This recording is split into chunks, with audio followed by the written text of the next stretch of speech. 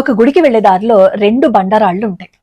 ఒక బండరాయి ఎప్పుడు ఆ బండరాతి మీద రాళ్లతో కొట్టినా, ఏవైనా వేసినా ఆ బండరాయి భగవంతుడా భగవంతుడా అని భగవన్నామ స్మరణ చేసేది. ఇంకో బండరాయి ఎప్పుడు ఎగతాళిగా నవ్వేది. ఏంటి భగవంతుడా భగవంతుడా అంటావు, ఆ లోపలున్నది రాయి నీకేవైనా వచ్చి సహాయం చేస్తాడని అనుకుంటున్నావా అని చెప్పి ఇంకొక బండరాయి అంటుంది. ఒకరోజు ఒక శిల్పి వస్తాడు. ఆ 2 బండరాళ్లలో ఒక శిల్పాన్ని చెక్కాలని అనుకుంటారు, ఎంచుకోవడానికి చూస్తూ ఉంటారు అనమాట. అప్పుడు ఎప్పుడు భగవన్నామ స్మరణ చేయకుండా ఉన్న ఆ బండరాతి దగ్గరికి వచ్చి ఒకసారి పరీక్షించి ఈ పక్కనున్న బండరాయి దగ్గరికి వస్తాడు ఆ శిల్పి. భగవన్నామ స్మరణ చేస్తున్న ఆ బండరాయిని దేవతామూర్తిగా చెక్కాలని నిర్ణయించుకొని చెక్కుతూ ఉంటారు. పాపం ఆ బండరాయి ఏడుస్తుంది. నా వల్ల కాదు, నేను తట్టుకోలేకపోతున్నాను, నన్ను ఇంత బాధ పెడుతున్నావు ఎందుకు అని చెప్పి అంటూ, భగవంతుడా నేను ప్రతి నిమిషం నీ నామస్మరణే కదా చేశాను, నాకెందుకు ఇన్ని కష్టాలు పెట్టావు అని చెప్పి ఇది బాధపడుతుంది.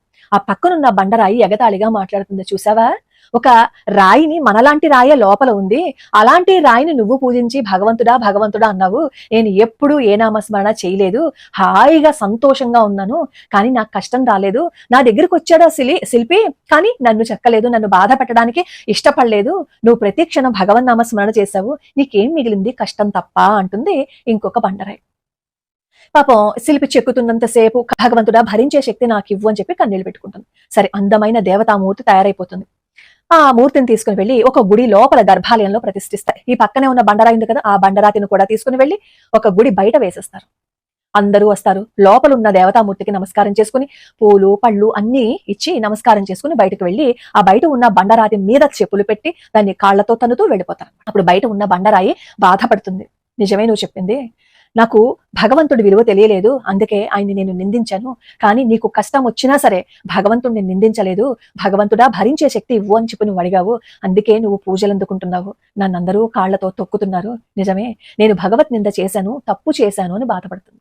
మన జీవితంలో కూడా ఇలాంటి సంఘటనలు ఎదురవుతూనే ఉంటాయి. కష్టం వచ్చినప్పుడు నాకే ఎందుకు ఈ కష్టాలను ఇచ్చావు అని చెప్పి భగవంతుడిని అడగడం తప్పులేదు, నాకు ఈ కష్టాలను భరించే శక్తి ఇవ్వు అని భగవంతుడితో మాట్లాడడం తప్పులేదు. కానీ కష్టం వచ్చినప్పుడు నాకెందుకు ఈ కష్టాలు ఇచ్చావు, నువ్వు రాయివి, నువ్వు దేవుడివి కాదు అని చెప్పి నిందించాము అనుకోండి, ఆ పాపాన్ని మనం మూటగట్టుకుంటాం. కష్టం వచ్చినప్పుడు కూడా భగవంతుడి పాదాలు పట్టుకుంది కాబట్టే శిల్పి చెక్కి అందరి చేత పూజలు అందుకునేలాగా చేశాడు.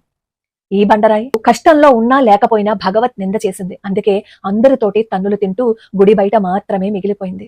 ఈ రెండింటి నుంచి మనం కూడా తెలుసుకోవాల్సిందదే, భగవత్ నింద చేయకూడదు. కష్టాలు వస్తాయి, దాన్ని భరించే శక్తి ఇవ్వు అని చెప్పి భగవంతుడినే ప్రార్థిస్తే భగవంతుడు మన జీవితానికి ఒక దారి చూపిస్తాడు, అందరి చేత గౌరవం పొందేటట్లుగా చేస్తాడు.